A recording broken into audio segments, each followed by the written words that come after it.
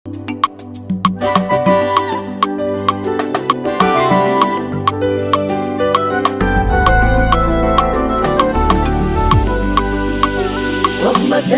jaribu tena, wende mbele, ipo siku mwanga wako utatokea.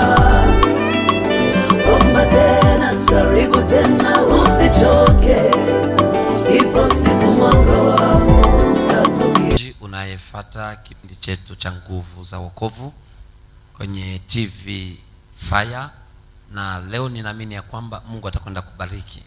Leo ni siku ambao Mungu ameandaa kwamba kubariki, na siku peke yangu kwenye studio, lakini niko pamoja na mjakazi wa Mungu ama servant de Dieu anaitwa Prophetess Debra. Angeliwasalimu tu, ingelikuwa baraka sana. Karibu. Na kusalimu katika jina la Yesu. Ndugu yangu mtazamaji wangu mpendwa, nakupenda sana na ninapenda ujio wako kwenye TV yako, Instagram, YouTube, Facebook na TikTok. Mungu akubariki. Asante sana. Huyu ni mama ambaye ana kitu kwa ajili yako, na ni mama, na sio binti, ni mama. Ni Mungu tu anamtengeneza hivyo unavyomuona. Lakini sehemu yangu pia kushoto huku nina mtumishi wa Mungu pia ambaye angejipresent pate kujifahamisha kwenu. Karibu. Ndugu wapenzi, na mimi jina langu ni George, niko pia mtumishi wa Mungu. Asante sana. Naitwa ndugu George, pia ni mtumishi wa Mungu, na nimebarikiwa sana na mimi. Kwa majina uniite Selemani Amisi, na Mungu akubariki. Ninataka nigomboe muda kusudi umsikie sana mwaliko wetu wa siku, maana hana kitu kwa ajili yako, na bila kuchelewa tutamwambia karibu servant de Dieu. Asante sana ndugu yangu mtazamaji wangu mpendwa, mimi ni wako wa kila siku Deborah Mpango Chimusa. Na sababu ya hiyo, siku zilizopita tulikuwa na neno la Mungu ambalo lilikuwa linazungumzia kwa sababu ya kitu kinachozuia maombi yako isipate kibali machoni pa Bwana. Hiki ni kipindi Nguvu za Wokovu. Unajua, tukisema kipindi Nguvu za Wokovu, maana yake Mungu hataki watu wakae kwenye dhambi, lakini Mungu anataka watu waokoke, watoke kwenye dhambi na kumgeukia yeye. Amen. Tukisema wokovu, tunajua wokovu ni kuokolewa kutoka sehemu fulani na kwenda sehemu nyingine. Tukisema nguvu za wokovu, yani mtu ametoka kwenye shida na kuingia mahali pasipokuwa na shida. Tukisema wokovu, maana yake mtu alikuwa shimoni, sasa unatoka kwenye shimo na unaingia juu, Mungu amekusogeza kando. Ama ulikuwa umeandaliwa ajali, na sababu ya hiyo, kwa sababu ya kuokolewa, Mungu kakusaidia akakuepusha na hiyo ajali. Basi bila kukawia, tuko na kichwa chetu cha neno, kipindi cha pili ambacho kinazungumzia kitu kinachozuia Mungu asikubali maombi yako, ama maombi yako isipate kibali machoni pa Bwana. Tutasoma katika kitabu cha Mezali, sura yake ni ya 15 na mstari wake ni wa 29. Proverbe chapitre 15 verset 29. Karibu. Mezali 15 mstari wake wa 29 ama 29. Mezali 15 mstari 29 ama na kenda ya Kiswahili ya Kongo. Ndio. Inasema hivi neno la Mungu. Ndio.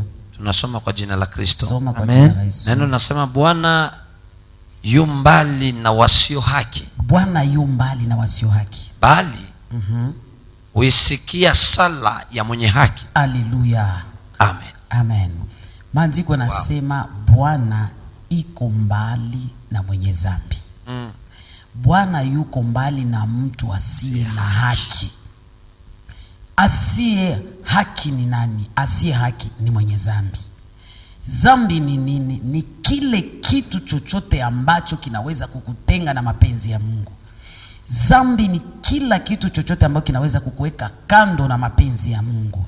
Sasa Bwana anasema iko mbali sana. Wengine wanafikiria kwamba wakifanya dhambi Mungu anawasikia. Okay. Wengine wanafikiria kwamba wakifanya mambo ambayo kwa kinyume na mapenzi ya Mungu, Mungu anawasikia wakiomba. Maandiko nasema nini pale? Je, Mungu anasikia? Iko wazi sana. Inasema Mungu Bwana yu mbali. Yani Mungu iko mbali sana na watu wasio haki. Na wasio haki. Yani mwenye dhambi hana haki. Na dhambi zinampeleka manake mtu mbali, hapa ndio zinampeleka mbali sana na Mungu. Kama Mungu hatakutazama, maana yake umetoka kwenye haki ya Mungu. Ukiwa kwenye haki ya Mungu, Mungu atakutazama na kukuangalia. Na pale chini anasema anasikia sala za wenye haki. Yes. Anasikia maombi ya wenye haki. Ndugu yangu mtazamaji wangu mpendwa, jua mu maisha yako, ukiwa mwenye zambi, ukiwa mwenye kufanya zambi, hatukuhukumu, lakini tunasoma maandiko. Tunasimama pale kusheria ya Mungu. Tusikwe tunageuza maandiko, tusikwe tunageuza Biblia. Tia mkichwa yako, ukienda mbali na Mungu, Mungu hatakusikia. Ukienda mbali na Mungu, Mungu hatakutazama. Mungu anasikia na anatazama wenye haki. Jina la Bwana libarikiwe. Amen. Anasema bali wenye haki atasikiliza sala zao, atasikia maombi yao. Shuka pale ku 30. 13 yake inaendelea kusema, ndio mgao wa macho ufurahisha moyo. Habari njema uinenepesha mifupa. Haleluya, haleluya. Ase mgao wa macho hufanya nini? Uifurahisha moyo. Mgao wa macho inakuwa kanafurahisha macho, yani inakuwa nafurahisha moyo. Yani kama macho Mungu ameigawanya mara mbili. Mungu ameweka licho moja kwa upande na jicho lingine kwa upande, ili uangalie vizuri, moyo wako upokee furaha. Wow. Unajua Mungu akagawanya macho vile ni kukupatia uhakika wa kuona vizuri. Okay. Yani jicho moja halina confirmation ya mtazamo. Wow. Lakini macho mawili yakitazama yanahakikisha na moyo unakubali na unafurahi. Amen. Amen. Yani furaha ya macho inakuwa inasaidia moyo kuelewa. Okay. Sijui kama unaelewa vizuri. Yani ni kama yani moyo kinachomletea furaha ni kile macho inachomletea. Yes, yani macho inakokotea moyo kupata furaha. Okay. Macho ikiona inafurahi. Kama mfano unanunua vazi lako. Okay. Nini inayokusukuma ununue vazi na kuifurahia? Macho uliona uzuri. Unajuaje kwamba ili vazi ni nzuri? Si macho imenionyesha. Unafurahia kwa nini? Kwa sababu nilivyoiona. Ndio maana wanakuambia kwa mgao wa macho, yani na macho pia inagawanya kitakachofurahisha moyo. Biblia na mambo. Yani nasema hiki kitu ni kizuri na hiki ni kibaya. Sasa moyo ukafurahi, yani macho ilisukumia kuona na kufurahi. Sina, ndio maana ukafanya zambi, macho inakusaidia kufanya mengine. Okay. Inakusukumia kukuletea vitu. Sasa mara nyingine unakutana kwa mtazamo ule unaotazama, kwa sababu tunakaa duniani. Kwa mtazamo ule unaotazama, mengine unajisikia kuyafurahia, mengine unajisikia kuyapenda, kumbe Mungu sasa hayapendi. Lakini mtumishi wa Mungu, inawezekana pia moyo kwa mtazamo wa macho ukose furaha, uletwe huzuni sasa. Yani ni opposite sasa. Okay. Si ndio maana ninakwambia ukienda kununua vazi lako, kama opposite ya kupenda vazi nini? Kuchukia. Ni kuchukia vazi. Kama sasa moyo unafurahi, na ndio maana ili andiko hapa juu anasema hivi, Mungu hataki wenye zambi. Mungu anataka mwenye haki. Yaani Mungu akitazama mwenye haki, akimtazama na macho, moyo wa Mungu unafanya furaha. Amen. Yes. Come on. Mungu akitazama mwenye haki, tumemwombea furaha. Moyo wa Mungu unajaa furaha. Hallelujah. Yaani Mungu anafurahia mwenye haki. Kumuona. Akifurahia mwenye haki, manake masikio ya mwenye haki, masikio ya Mungu itafanya mwenye haki pamoja kumsikiza. Itamsikia. Lakini kilichomfanya Mungu asikilize kwanza mwenye haki na moyo jai furaha ni macho. Amen. Yeye nimekubali. Sifa zake Mungu. Amen. Amen. Kidogo tena. Yes.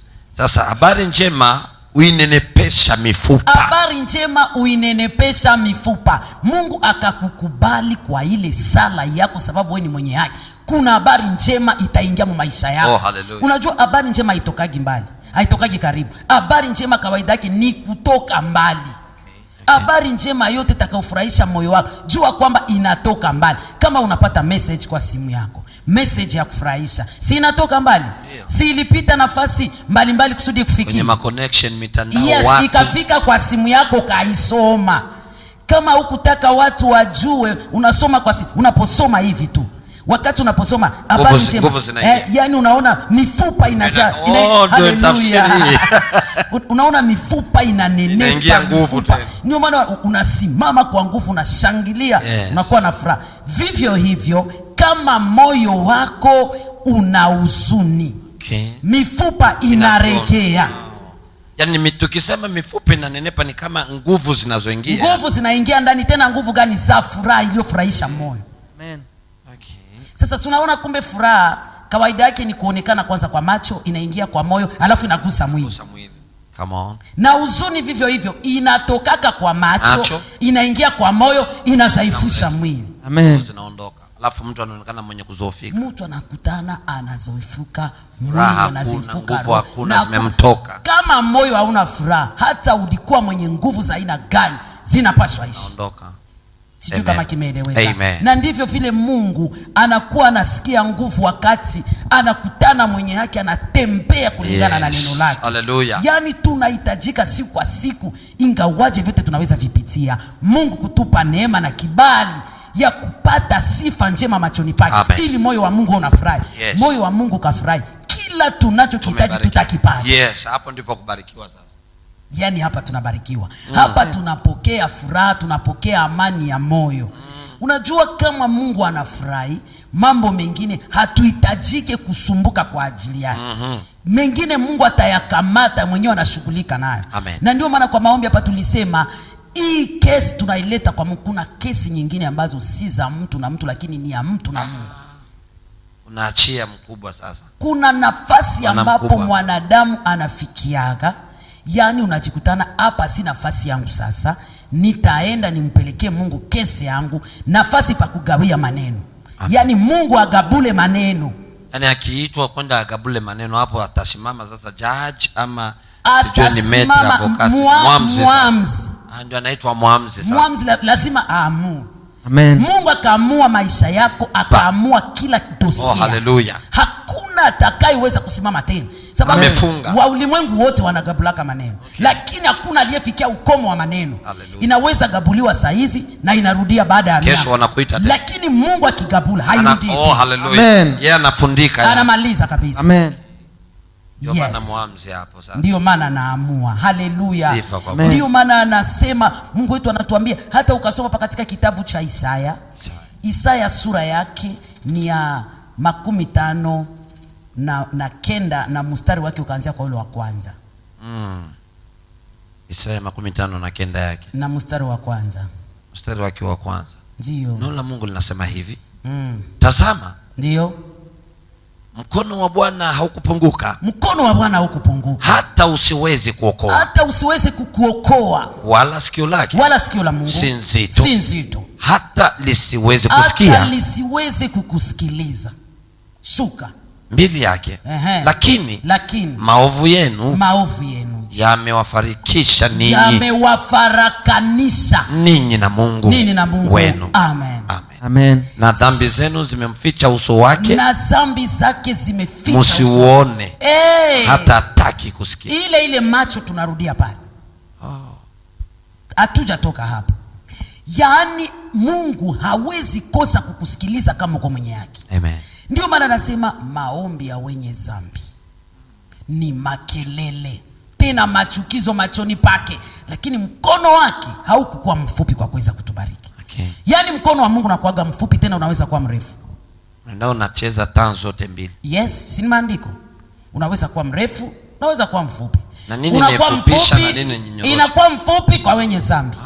Na inakuwa mrefu kwa wenye haki. My God. Yaani mwenye dhambi ni kama anafupisha mkono wa Mungu. Anafupisha mkono wa Mungu ili kwamba usiweze kumugusa na kumuokoa hatarini. Yaani kuna zingine shida watu wanazipataga, wanazipitia duniani, na Mungu anaona na hakuwaokoa, hakuwatoa kwa hizo shida. Sababu ya maovu tu. Kwa sababu ya maovu, sababu anasema macho yake haitatazama wenye dhambi. Kama macho haitatazama, maana yake Mungu hakuoni, unajaa giza. Sasa dawa ni nini? Kinatutuomba basi kupona kwetu. Anasema lakini maovu yenu yamewafarakanisha ninyi na Mungu wenu. Oh my God. Cha cha kufanya ni kwamba wamrudie, Okay. ili kwamba maombi ipate kibali. Ukarudia pale pale tuliposoma katika kitabu pale pale cha Mezali. Ndio. Pale pale kumezali pale 15 ulisoma mstari wake wa 30 ama 20 pale ukasoma, kwa sababu ya mongoo wa macho hufurahisha moyo. Ukisoma pale ku 31 sasa 15:31 yake inasema hivi. Ndio. Sikio lisikilizalo lawama lenye uhai litakaa kati yao wenye hekima. Kama hili sikio linakuwa linasikiliza watu waliokuwa na lawama ambao hawana shida, litakaa miongoni mwa wenye hekima. Kama Mungu anaweza kuwa anasikiliza maombi ya wanaolaumika, ijapokuwa ni wenye haki, wenye hekima wataelewa kwamba Mungu yuko naye, ingawaje amepitia vyote, lakini Mungu yuko naye. Lakini opposite, wakikulaumu na hauko mwenye haki, Mungu hatasimama. Wenye haki watakuwa na kuangalia, wanasema amekoma kwa sababu amejitenga na Mungu. Lakini kama unabakia karibu na Mungu, Mungu atajitokeza ya pekee. Cha kusema ni kwamba sikio la Mungu likakusikiliza, hata mwanadamu yote afunge sikio lake, Mungu atakuwa amemaliza. Amen.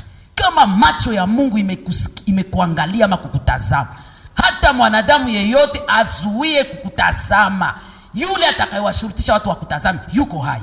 Amen. Amen. Unaelewa kitu hii? Sababu kuna watu wengine wanakuaga wakikuona kama uko kwenye shida, wanageuza uso pembeni wasikuone.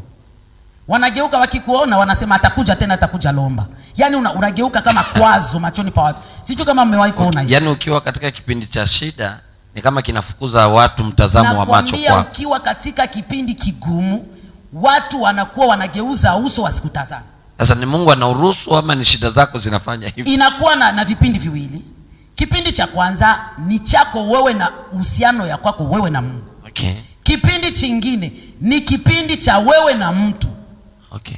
Lakini anayemaliza yote ni Mungu. Amen. Amen. Kama mtu hataki kukutazama, Mungu atamshurutisha kutazame kama uhusiano wako uko bora tena imara. Ingawaje umepitia mambo makubwa. Amen. Na kuna mambo mengine makubwa mtu anayoyapitia ambayo si dhambi, lakini ni mazito yenye kuumiza. Lakini ni mazito inayokuumiza. Mpaka inaonekana ni kama mtu amefanya dhambi. Inakuwa aibu machoni pa watu, yani na watu wanakulaumu. Huyu jamaa lazima alikuwa. Wanasema huyu ni mtumishi wa Mungu. Kwa nini kalaumika hivi? Kwa nini kakuwa hivi? Kwa nini kakosa hivi? Kwa nini kateseka hivi? Kwa nini kalia hivi? Mengine Mungu anayaona na anayaruhusu yatokee, lakini haukufanya dhambi. Sasa hayo yote Mungu ana makusudi gani ndani yake? Mungu ana makusudi yake, kwa sababu kuna watu ambao hata wapigwe saa hizi, hata wakose saa hizi, hata wachanganikiwe kwa kusema kwa mawazo yao wamekosewa na lolote, maisha imekuwa mazito, Mungu hata waacha. Mungu anakaa na watu duniani ambao amewawekea moyo wake. Okay. Haleluya. Haleluya. Kuna watu wanakaa duniani, Mungu anawawekea moyo wake, anasema hawa hata wakipitia vipindi vizito hawatani. Ni wangu tu. Hawa ni wangu tu, nimejipatia mimi. Yani wamepewa zawadi tu ya hiyo ujasiri, ingawaje mazito hivi. Si unaona watu wanaweza kukutusi, wanaweza kukuinukia kwa sababu ya kupitia vipindi vizito. Si unajua? Kwa sababu ya kupitia vipindi vizito watu wanalaumu, lakini wewe utakuwa umepitia vile vipindi vizito, lakini wale waliokulaumu na kukutusi na kusema maneno mabaya watashughulikiwa na Mungu. Okay. Amen. Hapo sasa. Ingawaje umepitia mazito watashughulikiwa. Na ndio maana maandiko yanasema uko nani wewe kumudharau wala kumuinukia mtumishi wa Bwana mwingine. Okay. Yaani kama uko bora, uhusiano wako uko bora na Mungu, mengine usilie, mengine usinungunike. Kuna mengine ambao ni shule ya Mungu. Amen. Hapo sasa. Kuna mengine ambao ni shule ya Mungu. Yaani kuna shida zingine zinatulisha, lakini tuko shule. Ingawaje tunaweza pitia mazito, lakini kuna kanuru kadogo kanakojitokeza ndani ya hiyo mazito. Kwa ya mazito ama kwa giza ambayo tunakuwa ndani, kuna mengine yanayojitokeza ili kwamba yaoneshe kwamba ingawaje ni giza kubwa hivi, lakini kuna kanuru inatokea. Kuna kanuru gizani Bwana. Haleluya. Sasa ninakutabiri kwa siku ya leo. Amen. Kuna nuru ndogo itakayotokea kwenye giza. Amen. Pale ambapo kumeonekana giza kubwa, kuna nuru itakuonesha njia ya kufikia mlango wa kutoka. Amen. Amen. Sababu Biblia inasema jaribu alikuwapata nyinyi isipokuwa iliyo kawaida wanadamu, lakini pamoja na lile jaribu Bwana atafanya mlango wa kutokezea. Amen. Bwana atafanya mlango. Sasa ninakutabiri kuna mlango mkubwa ambao unakuja. Amen. Amen. Kuna mlango wa kutokea ambao unakuja. Amen. Tena si kesho lakini ni leo. Hallelujah. Sasa usilie, panguza machozi. Kama uhusiano wako uko bora na maombi yako yamekubaliwa na Mungu, usilie. Yes. Bwana ataenda kujitokeza. Bwana ataenda kujizirisha na utatangaza huko. Hallelujah. Hallelujah. Amen. Jina la Bwana libarikiwe. Asifiwe Bwana. Hii ndio ambayo Mungu anahitaji tuwe naye, tuwe na uhusiano uwe bora na yeye. Na tukiwa na uhusiano ambao uko bora na Mungu, hatutalomba chochote tusikipate. Hatutali. Na unajua mateso yetu sio bure. Sio bure. Unajua kwamba hatuwezi kufa na tungali katika shida. Okay. Sulemani, mateso ya watumishi wa Mungu waliomcha Mungu ama ya watoto wa Mungu waliomtafuta Mungu, yes, hayadumu milele. Sio ya milele. Yaani yanapita tu. Iko na muda wake.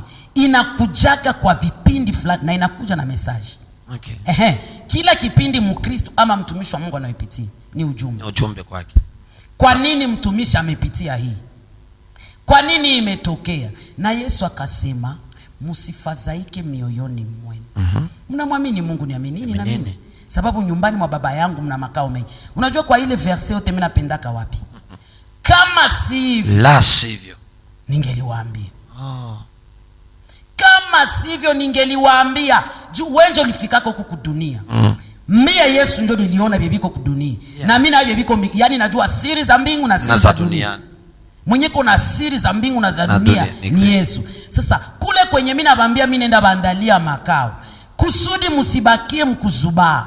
Kama ingekuwa vile ningewaambia. Ningelibambia. Amen. Ile ndio inanitia kama huko mimi naenda hakuna kitu. Kule kwa mimi naenda hakuna kitu, msibakie na espoir ya havitakuwa. Ndio maana ile tulikiamo vya Yesu tunabana tu, tunajua kama muko kitu. Acha tu asire. Amunge kuwa kitu Selemani kama tulisha to. Okay. Kama tumetoka kwa sababu ya nini? Tumebana kwa sababu kuna kitu. Na tukaambiwa siri. La sivyo ningewaambia. Tena kasema hivi, mnakaa duniani lakini dunia haikuwapenda. Yeah. Kama ilinitendea hivi, tawatendea na nyinyi. Ndio maana zambi ziko mubaya. Matokeo ya zambi ni mabaya sana. Na mimi nakuwa napita hapa kila siku mnasema tutakaposafiri kwenda kwetu hatutaona tena zambi. Haleluya. Hakuna kulia, hakuna mateso, hakuna kuhuzunika. Ni raha ya milele na milele. Kwa Bwana. Tutaishi maisha ambayo si maisha kawaida. Unajua kinachonishangaza ni kwamba tulikuwa tukifikiria kwamba tutaonana huko paradiso ama huko mbinguni tutakapozunguruka meza moja na mwana kondoo, tutakapobadilishwa mavazi. Yes. Mara nyingine nilikuwa na akili zangu zilikuwa zinaniambia kwamba tutajuana huko mbinguni. Unajua kwamba tutajuana? Kivipi sasa? Hatutajuana kwa sababu kinachoacha tunafahamiana ni hii mwili. Huu mwili ndio unasababisha. Kama tutafahamiana na kudunia watu walikuwa wanatetana, tutakokotana tena tunasema unaona huyu duniani alikuwa mfanya dhambi. Huyu alikuwa mwizi. Huyu alikuwa kahaba. Huyu alipenda wafumu sana. Huyu alikuwa anapigana. Alikuwa ananisumbua. Huyu alikuwa adui yangu. Sasa Mungu akatuachia huu mwili, akatuachia akili za kufahamiana huko. Tukikutana huko, hiyo vita tuliokuwa nayo huko, tutakutana tena nayo huko. Isipande huko sasa. Yaani kama alikuuyaka mtu unamkuta huko jirani yako, ukamkuta huko na akili zako zinakwambia uliniuyaka babangu ama mama yangu. Tena naona fika huko tena unakutana, unakumbuka babako kafariki, mamako kafariki, vita itaendelea. Sasa ndio taombwa hivi vitu za hii habari zibaki huko. Ndio maana hivi vyote mavazi, ululumwili, ubibi na ubwana, kuzaa watoto, vitabaki. Na akili zote za huko zitabaki huko. Tutaenda na mwili wa utukufu. Tutavaa mwili wa utukufu. Ndio maana wengine mjitahidi musikose mbingu. Haleluya. Tujitahidi wote pamoja tusikose ule uzima. Amen. Tena kwa kuingia kwa huu uzima kuna hitaji utakaso. Sababu humo hamuingie wenye zambi. Hamuingie wavutai wa sigara, hawaingie. Umo hamuingie walevi, hamuingie. Hamuingie makahaba, wafumu, wachonganishi, Watu wanaojaa chuki na fitina, wanaojaa hasira hawaingii. Wachoyo hawaingie. Tule tuzambi tudogo tudogo tunachoficha atuingie mbinguni, kwa sababu mbinguni ni ya mtakatifu. Atakaingia aonekane kwamba amefanya nini, amejitakasa. Sasa watu wanasema mtakatifu duniani hapatikani, hakuna mtakatifu. Hiyo mambo nini nasumbuaga hiyo? Ukasema mtakatifu duniani hapatikani, unasema uongo. Ndio watu wanaongea. Sasa Yesu atakuja kamata wanani? Ndio swali sasa. Anasema bibi harusi kanisa. Atakuja kukamata mtakatifu. Na saa hizi akuja kwa bibi harusi. Sasa yuko wapi yule bibi harusi? Bibi harusi bado hajakuepo. Tunaambiliwa kwamba kanisa ndio bibi harusi. Bado kanisa lipo uchumba. Kwa uchumba. Kanisa linachumbiliwa. Kanisa linachumbiliwa. Lakini lipo sasa. Na ameacha dot tayari kwa damu yake. Sasa wakati atakapokuja akifanya harusi, tunaonekana kwa mabibi harusi. Yaani kanisa liko kwenye uchumba saa hizi. Linafichama lakini lipo. Linafichama yani ni kama mtu amekuja kukuchumbia na kupana dot yake. Kupana mali. Anasema huyu ni bibi yangu nimemuoa. Alafu mimi mwenyewe nitapana siku ya kufanya harusi. Alafu siku ya harusi ifikapo anakuja tena anasema harusi itakuwa siku fulani. Sasa atakaye pana siku ya harusi ni Roho Mtakatifu. Haleluya, hapo ndio umeenda sasa. Atakaye pana siku ya harusi ni Roho Mtakatifu. Tena taipana kwa wachumba. Wachumba ni wakina nani? Kanisa. Wachumba ni wanani? Waliofua mavazi yao. Kanisa sio jengo hili watu wanaingia ndani. Atakuja kwa yule aliyekubali mchumba wake Yesu kumfanyia uchumba. Atawaambia jiandaeni kwa sababu bwana harusi atafika siku fulani. Anakuja alafu jiandaeni, andaeni mavazi. Andaeni kila kitu sababu anakuja. Haleluya. Na akikuja alafu tunaambiliwa tunajiandaa. Tukishajiandaa alafu anakuja na anafanya harusi na sisi ndio tunaingia kwenye harusi. Sasa kwa hii nyakati unajua mtu anaweza kujitenga na Mungu, anaweza kujitenga na uchumba wake japokuwa alikuwa wamepana dot tayari. Wamepana mali tayari. Hiyo inawezekana pia. Na unasema mimi nimechoka kumsubiri kwa sababu amekawia. Nitaenda kutafuta mchumba mwingine. Alafu kwa ile kwenda kutafuta mchumba mwingine kisha kwa kukosa uvumilivu anakuja. Ndio anakuja sasa mwenyewe. Unakosa sasa uende wapi? Kule ulikokwenda huolewi na huku pia huolewi.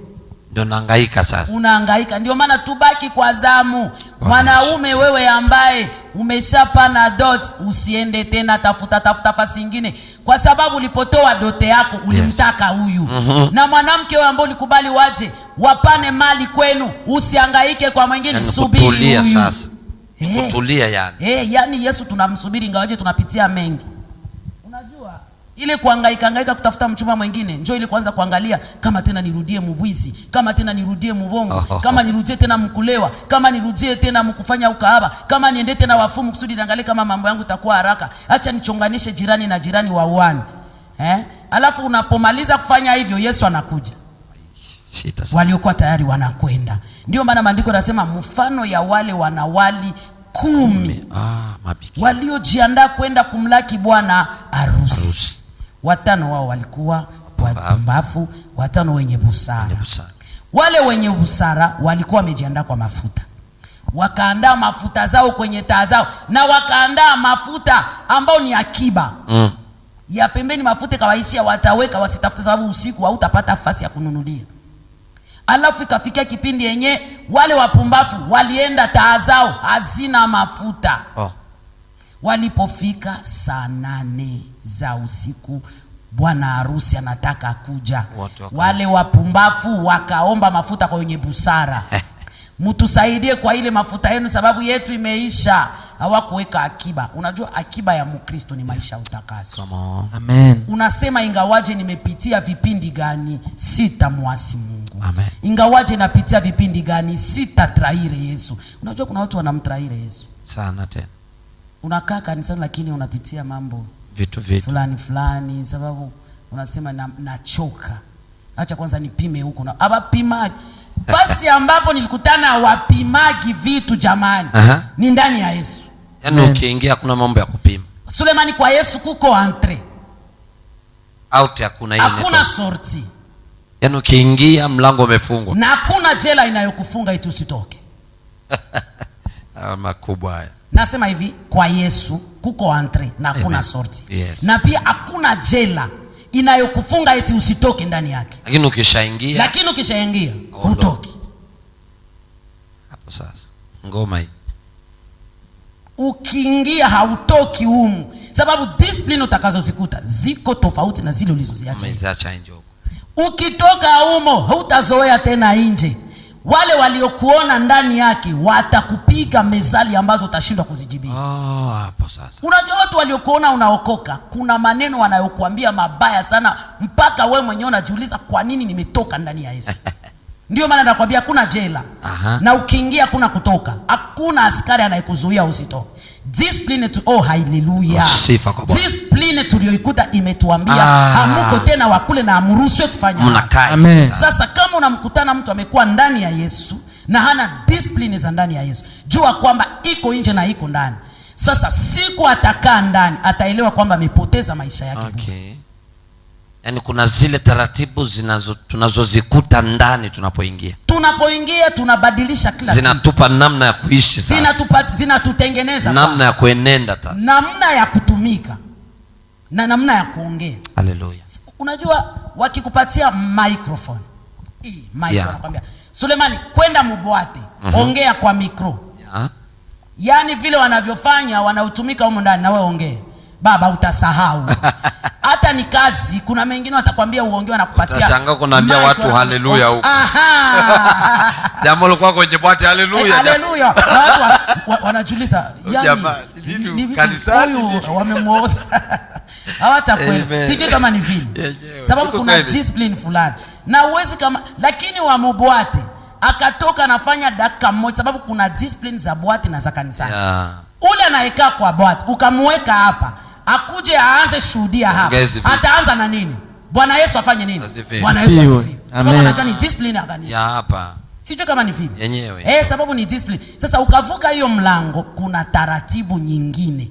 Ambazo zinakwambia hii ni au. Ndio maana Meshaki, Shadraka na Abednego walipokwenda Babeli utumwani, walipoenda uhamishoni, Meshaki, Shadraka na Abednego wakawaambia watakapopiga santuri nzenze na ngoma, alafu chezeni sasa, sababu mtaabudu nyote.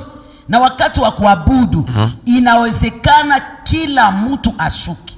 Walianza piga santuri nzenze na ngoma. Meshaki, Shadraka na Abednego wakasema, sisi hatujui hizo nyimbo. Azingizi. Na hii dance wanayocheza si ya kwetu. Hatujui mguu gani. Hata hiyo nzenze si hatujui kwa mguu gani tutaanzia jamani. Wakawaletea hata chakula, wakasema hii chakula sisi hatujawahi kuitumia. Na hatutumii chakula ya huku. Ndio maana discipline ambayo nakaa ndani yake Kristo. Wakikwambia usiibe, acha iba. Wakikwambia acha lewa, acha lewa. Wakikwambia acha semeana uongo, acha semeana uongo. Wakikwambia acha toa mimba, acha toa mimba. Acha mambo ya chuki. Wakikwambia acha chuki, acha chuki. Kugawanya watu. Fitina jamani. Fitina. Weka tu vitu kwa mioyo. Tubaya utu. Ndiyo. Na sijui kama na wewe unajua tungine twa kuongezea tunaweza kututenga na Mungu. Tuko twa mingi sana. Tuko twa mingi baba.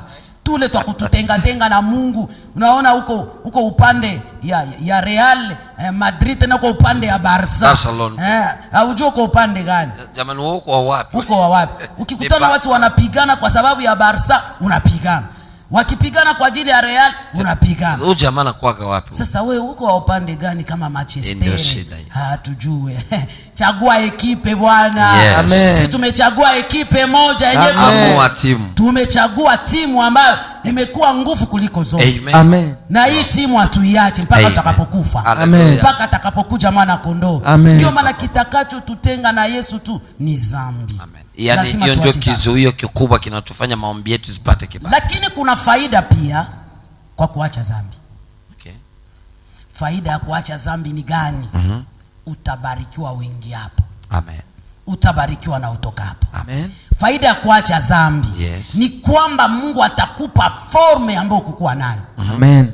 Mungu atakufundisha kujua kusema. Amen. Sababu kuna watu hawajui ongea. Unajua?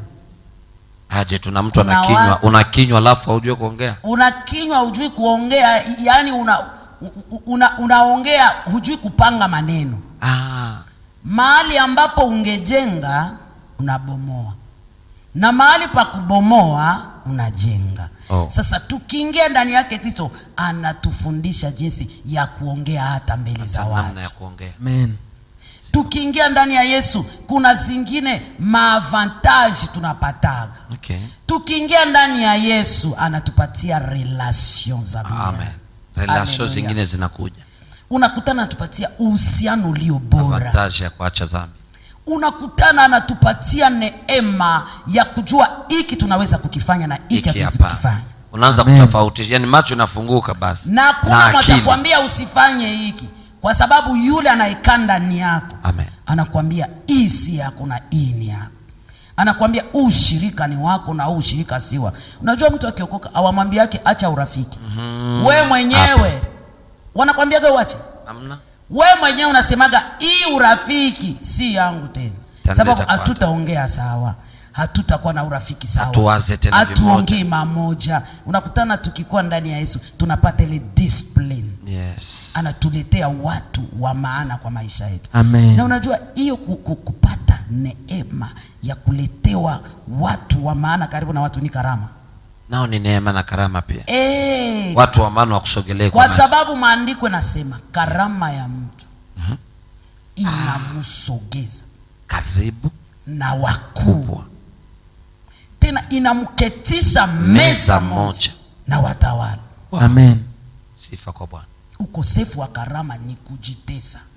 Ndiyo maana Pastor Selemani tuko na deni ya kuacha dhambi. Amen. Tuko na deni ya kukimbia dhambi. Amen. George, tuko na deni ya kukimbia dhambi. Amen. Tuko na deni, ni kama deni. Unajua mtu akiingia ndani ya Yesu anafikiriaga kwamba ile sana ingia na kuwa tajiri. Dakika hiyo hiyo tu. Unafikiria ukiingia unatajirika.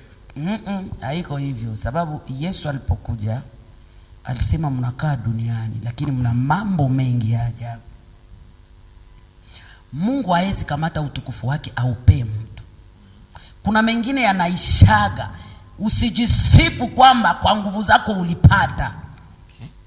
Kuna kitu kinatikisaka, kinachezesha kulichokuwa nacho. Mungu anakipatia forme. Okay. Analeta tena ya zaidi na mafuta na tumika zaidi ya jinsi ulivyokuwa. Amen. Unaanza simama hapa unashuhudia. Wenda ulifika Mfire Ministries unakuwa na mtaji ya $1000 ama unapokea ka $100. Sasa unafika Mfire Ministries Mungu anakutengeneza unaingia mu $500. Unapanda mumutai ya $5000. Ile yote ni nini? Miaka ulitumikia kule, wakati ulipoingia ndani yake Yesu Kristo unakutana maisha yanabadilika. Amen. Kwa maana tukiingia ndani ya Yesu kila kitu kinakuwa sawa. Amen. Naeleweka, ni faida kubwa sana. Tubarikiwe. Mungu ageuze uso wake. Asigeuze uso wake asitutazame, lakini atuangalie na macho ya huruma. Mungu akiturehemu kutuangalia kwa macho, moyo wa Mungu kafurahi, mifupa yetu itakuwa na nguvu. Mifupa itakuwa na nguvu. Tutatumika kila kazi na tunafanikiwa. Haleluya. Yaani hiyo ndio imesikika kama ilikuwa kizuio kikubwa sana kinachofanya maombi ya mwanadamu ikose kibali. Hiyo tu Pastor Selemani. Kinachokibeba kabisa kinafunga yote ni dhambi. Ni dhambi tu. Yaani watu wakijifunza kutoroka dhambi na kujifunza kukimbia maovu, kibali ya Mungu, macho ya Mungu inashuka mara moja na sikio lake kutusikiza. Kabisa. Basi msikilizaji, nakwambia ilikuwa ni baraka kubwa sana leo. Kama unavyofuata somo hili, tunaendelea, ni kipindi cha pili leo. Nafikiri mama, leo ni kipindi cha pili. Hii somo liko kubwa sana. Ukiendelea kufuata kwenye TV utaendelea kubarikiwa na wendo unaweka vizuri kila nukta. Na unajua watu wasikuwa wanaingia mu confusion. Okay. Kama walifanya dhambi wanafurahia wawapakale mafuta. Hapo sasa tutawaambia ukweli, roho itendayo dhambi itafanya nini? Itakufa. Ndio maandiko yanasema roho itendayo dhambi itakufa. Kama ulifanya dhambi hatuwezi kukupakala mafuta ili kwamba tukufurahishe. Tunakwambia hauna haki ya kukula chochote cha Mungu kama haujatengeneza. Na ukatumia chochote cha Mungu kama maisha yako hayako bora na Mungu utaangamia. Sababu utakuwa nafikiria kwamba kwa ajili ya ujumbe, kwa ajili ya kubarikiwa ungali kumstari moja na Mungu. Kumbe umetoka. Jamani, zambi zinaua. Yes. Jamani, zambi zinaangamiza. Jamani, zambi zinapeleka mtu mautini. Yes. Sulemani, nimeona hesabu ya watu wengi sana wamefariki kwa sababu ya zambi. Yaani dhambi ni mimba izao mauti. Mimba izao mauti. Sababu na kinacholeta hivi ni tamaa. Tena tamaa ya macho. Macho, sema ndio habari ya macho hapa tumesoma leo. Inafurahisha moyo wako sasa kwa mabaya. Kuna aina mbili ya kufurahisha macho, kwa ubaya wala kwa na uzuri. Kwa uzuri. Sasa kama unafurahia yale na watu hawakuonye, wanakuangamiza. Kanisa lazima liwaambie watu ukweli. Amen. Roho itendayo zambi itakufa. Tamaa ikishachukua mimba, basi mimba ikisha kukomaa inazaa mauti. Mauti sasa. Sasa ukarete peshe maisha yako utaishi. Amen. Come on. Ukasimamisha mimba ya zambi maisha yako utaendelea kuishi. Amen. Tunaona hesabu ya watu wengi sana waliofanya zambi, walikuwa wenye zambi na wakaamua kuacha zambi, maisha yao leo imetengeza. Amen, amen. Umekutana watu wameanza kujipanga. Mtu akikuwa mzambi hata upate 1500 kwa mwezi, jua kujipanga. Ukiwa ndani ya zambi hutajipanga. Yaani zambi inaima mtu akili za kujipanga hata ukipata chochote. Inakulimite mzee, inakulimite. Yaani nimeelewa kama zambi ni virisi basi. Ni virisi ya ajabu. Ina infect hata akili za mtu. Inakufanya akili zako ziwe na mipaka. Unaona Jona ni msomi, unajidai tu unapata hela, kumbe akili. Hesabu ya wasomi wangapi ambao maisha yao iko bora? Hapo ni mtihani, ni wachache sana nafikiri. Nipatie hesabu ya matajiri wangapi ambao si walevi na wasomi? Hapo sasa hii kitu. Unawakutana wanazurura barabarani, yani wanaongea lugha hapa wakizungumza. Ya ajabu. Utafikiria wamezaliwa Ufaransa, wamekomalia Ufaransa, ndani rais za Ufaransa. Lakini zambi imemuima tu namna ya kufikiri sawa sawa. Tena zambi zinawaima watu adabu. Imekuwa hii itakuwa part 3 sasa. Yes. Zambi zinafanya mtu asipate heshima. Yaani zinakunyang'anya heshima yako. Zinakunyang'anya heshima na wewe pia zinakufanya mkosefu wa heshima na adabu. Hii kitu ni ajabu. Hakuna mtu yote mwenye zambi aliyepata heshima. Sababu zitakufanya kusema na watoto wadogo vibaya. Ovyo. Zitakufanya kutembea na watoto wadogo. Zitakufanya kutembea na wazazi wako. Wakina kaka na wakina dada. Zambi zinakuonesha ni kawaida. Mbiziko zinakuweka kwenye hasara. Zambi zinakuvulia mavazi mpaka zinakuima na heshima. Zambi hizo. Hizo zambi. Na taarifa lako, ujue hivi, hauwezi pata heshima ambayo kujipatia mwenyewe. Yaani mtu jitengenezea heshima. Ukataka watu wa kuheshimu, lazima ujiheshimu kwanza. Watu waniheshimiagi mimi, wanijua. Hutakuwa mjinga kiasi msomi, mwenye akili, unalo jamaa, una wazazi, una baba, una mama, una watoto na mke. Tukukutane umelewa vibaya kiasi ya kukoyola barabarani mbele hata ya watoto uliowazaa. Alafu kesho ngojee useme utapata heshima. Hapo ndio shida sasa. Unakutana mtu mwenye heshima, watu wamekuogopa, lakini kwa kukuangalia unapolewa, unavivitoa kinywani mwako, havikupe heshima. Tamani hii mambo ni mazito. Baba wa miaka 50 ama 50, unatembea na mtoto wa miaka 14 ama 15. Hapo akili zimeenda. Mama mzima mwenye akili unatembea na mtoto wa miaka 20, mama wa miaka 60 na. Hizo zote ni hatari za zambi. Hizo zambi zitakubeba jehanamu na utakufa kabla ya wakati wako. Munawafungia watoto wa batu nyumbani, jameni, acheni zambi, mutakufa. Ni laana hizo sasa. Munatafuta nini? Na munagusa madawa kiasi Sulemani. Hata watumishi wengine wa Mungu wanafikia kiasi ya kwanza kuombea watu na madawa. Hapo sasa wamemchanganya Mungu. Kanisa la Mungu linaenda wapi? Lazima kanisa lirudie kwa mustari. Hamutaombea watu na madawa mseme kwamba mnaenda mbinguni. Lazima murudishe kanisa ondon sekona. Yes, ondon. Kile kenye muko nakyo na ndio kenye mutatransmettre batu. Hakuna watu watakaobarikiwa kwa mikono yenu. Mutalalamika watu wabarikiwe na watabarikiwa, kwa sababu hiyo mnayowaombea nayo watu iko fake. Wamechanganya. Yes. Miungu imeingia madhabahu. Yes. Yaani inawezekana watu kwa wameanza vizuri, lakini kwa sababu ya kukopi vitu wakachukua vitu sasa. Na wengine wanafikiria wakinena kwa lugha na wakipana message zinavaa mwili kwamba wangali kwa mstari la Mungu. Oh my. Karama ya Mungu hayo kama imetumika, Roho Mtakatifu anakuaga ndani ya mtu, ukaanguka kwenye zambi, tukwambie kweli, Roho Mtakatifu abaki yake mu maisha yako. Roho Mtakatifu anatoroka uchafu. Roho akishaenda, sababu yeye ni mtakatifu, akai kwenye Roho takatifu. Yes, ndio maana yake. Yani inatoka nje, Roho anatoka nje, anakuacha na karama, sababu imeandikwa akitoa akiwapa. Baba yetu hageuki. Okay. Anakuachia karama na baki anatumika, lakini Roho Mtakatifu hayupo. Baada ya miaka 7 karama nayo pia inazimika. Ya ndio umemalizika. Baada ya miaka 7 unazimika. Njoo pale mnaanza gusa madawa. Unafikiria itakuwa vile, kisha mwisho utakimbia mahali pako pa kazi. Mungu tusaidie sana. Mungu atusaidie. Watumishi, acheni maisha ya uasherati. Acheni maisha ya kulewa. Acheni zile mavin zenye Mungu mnasema hizi mavin aziko pombe. Na kuambia jioneshe tu kwa upande gani. Kama kwa hii upande bakia huku, kama kwa hii upande msichanganye vitu. Hapo sasa hatari ya dhambi. Unajua kama maandiko yanasema apandacho mtu ndicho avunacho. Maandiko yanasema msidanganyike. Mungu aziakiwe. Kwa sababu apandacho mtu ndicho atakachovuna. Apandaye kwa mwili atavuna nini? Kwa mwili ni uharibifu. Lakini apandaye kwa roho atavuna uzima wa milele. Na uzima wa milele ni katika Kristo Yesu. Tujue kama Yesu anakatala hivi tubiache. Yesu anaitika hivi tubifanye. Bwana Yesu asifiwe. Amen. Bwana Yesu asifiwe. Hata mjifanyishe mfe sambla, mbinguni ni watakatifu. Hata mjifanyishe mfanye nini? Hata watu wayale, hata watu wapunguke. Hata mupate majina na matitre, kweli ya Mungu itabakia kweli. Na uongo itabakia tu uongo. Tuongee kweli. Kweli inabaki kweli, tutahubiri injili mpaka Mungu atufunulie yale ambao yanaututesa na kututabisha, tuiache tupone. Amen, amen. Ndio. Asante sana. Nasikia kwamba hii somo liko kubwa sana. Nimesikia dawa na nimekwambia chunga sana kutokukosa kipindi cha Nguvu za Wokovu.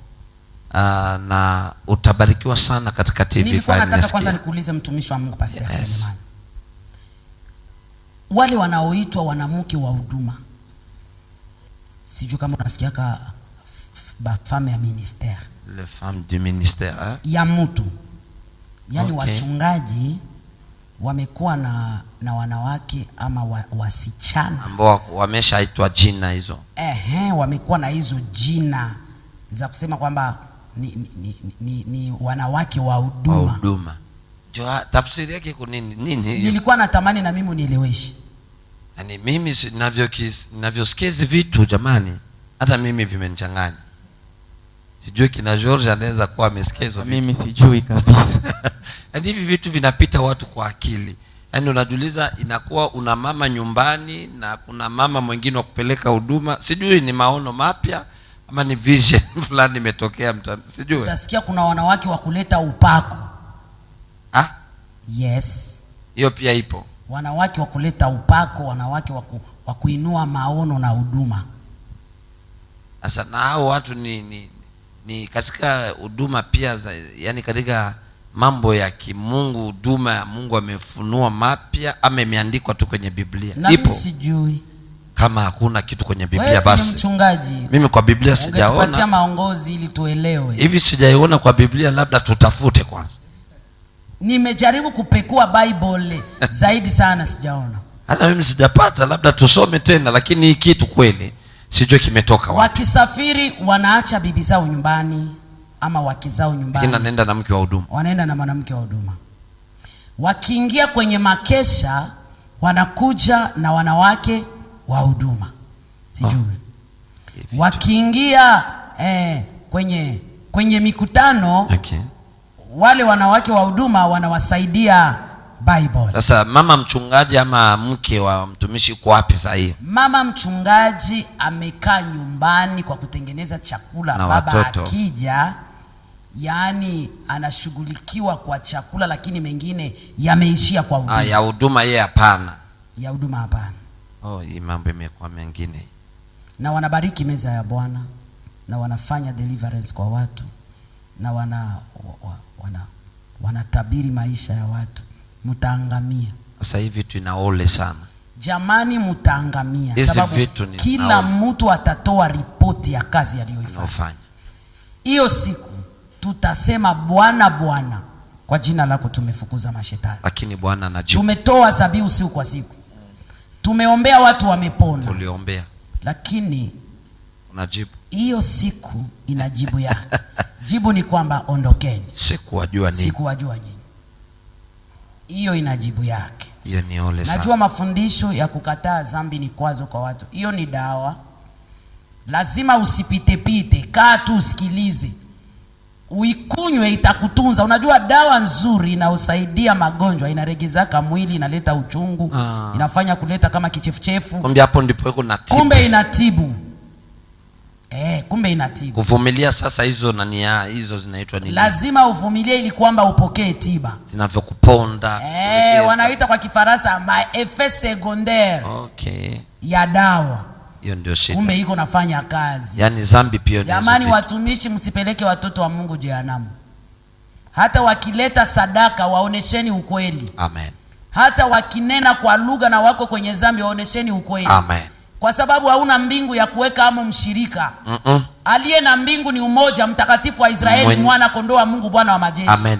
Ndiye iko na ule uzima wa kuwawekea watu. Mmoja mwenye lazima tuwaonye na tuwaambie, kwa nanyi wakina dada mnaoangusha watumishi wa Mungu, tafadhali jueni kwamba malipo yenu iko hapo. Sasa mnazunguruka kwa kuvaa mavazi ya aibu, mavazi ya kuvutia, ile wanaita kwa Kifaransa kuseduire. Uko na seduire mtu wa Mungu, seduction, unapita unazunguruka zuru. Na wale wana kawaida ya kujitoa kanisani jamani. Wale watu wa namna hiyo. Na kutoa wanatoa sana. Ndio wale wa kwanza kabisa kwa vitu. Wanatoa sana kwa kuficha aibu. Okay. Wanaficha ubaya kwa sadaka. Hiyo ni strategy yani. Mbinu zao hizo. Ili kwamba usielewe. Ndio wakati mwingine wamama wachungaji wanaangaliliwa kwa jicho mbaya. Hujui kwa nini mshirika wako anawezaje kumwangalia hivyo? Kumbe mumeanza maisha ya umbanda kanisani, hujui. Na anaabudu pale kanisani. Anaabudu kanisani. Mume wako ndiye mchungaji. Na anatoa pale. Jamani. Hii Mungu tusaidie watu kabisa. Kumbe mna matatizo. Ni ole sana. Na kuna watu ambao wanakaa kanisani wanafanya vikundi kwa kutaka kuwaangusha watumishi wa Mungu. Mnawaombea lakini wanafanya barasa kwa ajili yenu. Miongoni mwa mna wamama viongozi wa makanisa. Wapo ndani. Mule vile mna waombaji ndani. Kanisa leo ni hatari. Mna wale waongozi wa ibada ndani. Wapo. Mna wale waimbaji wakubwa ndani. Wapo. Yaani wana baraza, wanaoifanya kwa ajili ya kuangusha watumishi wa Mungu. Yaani mtalipa. Kila kazi. Kabla kanisa lijaenda mtalipa. Kila kazi hapa chini ya juu. Nampenda Mungu kwa sababu hakuna atakayetoka hapa na ajali pale. Lazima tumgeukie Mungu. Sasa tubu, wache dhambi, mwambie Mungu nikubali, mwambie Mungu ni rehemu, mwambie Mungu nitakase. Mungu akikutakasa na kukosha kwa hisopo ya damu yake, utakuwa safi, tena safi kweli kweli. Kila kitu kitarudia sawa kwa maisha yako. Kwa sababu anasema katika kitabu cha Mathayo sura yake ni ya 11 nafikiria na mstari wa 28. Maandiko nasema njoni kwangu nyote mnaosumbuka na wenye kulemewa na mizigo, na nyinyi mnaotoa mamimba. Yesu anawaita. Nyinyi ambao mkutaka kufatisha, mnataka kutoa mamimba kwa nyumba zenu, mtaki kupanga uzazi. Yani mnasema tutapanga uzazi kwa kutoa mimba. Yani mnaua watoto, wenda ungezaa governor, ungezaa prophet, ungezaa president, unamuua. Mungu amekasirika. Sasa kuja mikono ya Yesu kwa wazi, uje utubu. Na nyinyi ambao mmewahi kufanya mambo ambayo yamfurahishi Mungu, kusudi uende mbinguni na kuona utukufu wa Mungu, lazima utubu. Mungu akubariki. Amen. Asante sana ndugu, kwa leo tunashukuru. Ningelipata nafasi ni kuambia kwamba usiwe na kosa kipindi chetu, ingia kwenye mtandao, utapata nguvu za wokovu kwenye Fire TV na itakuwa baraka sana, na program zingine zote huwa mnazipata huko chini zenye zinapitika siku ya kufuata. Mungu awabariki. Asante kwa kuwa pamoja nasi. Asante pia ndugu George. Tunasema asante. Bye na Mungu akubariki pia. Namba zetu za simu ni 09 94 680 230 09 94 680 230. Nafasi ambapo tunakaa ni hapa kwa Fire Ministries for Jesus Christ in the World, en face na Societe Kotecha, nyuma ya mgongo ya Wakambiste. Tunaingia hapa kila siku ya Mungu, tunaanza saa 8:30 mpaka saa 11:30. Alafu tunaingia kila siku ya tatu kwa mafundisho ya wamama kuanzia saa 2 ama 8h juste mpaka 10h juste.